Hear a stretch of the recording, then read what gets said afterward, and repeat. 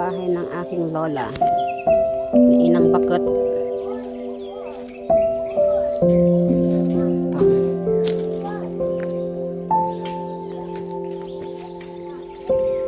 Yan, bukal yan. Bukal yan, tubig na yan. Tapos ito yung lutuan.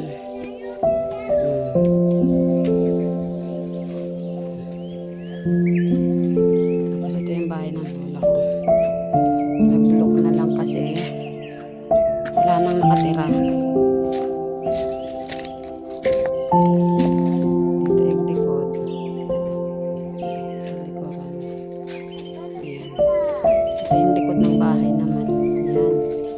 Bundok. Bundok talaga.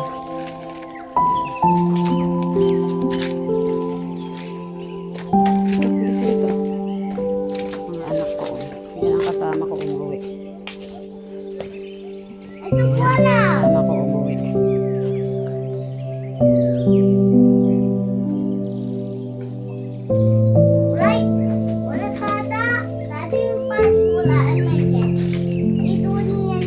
Arikit.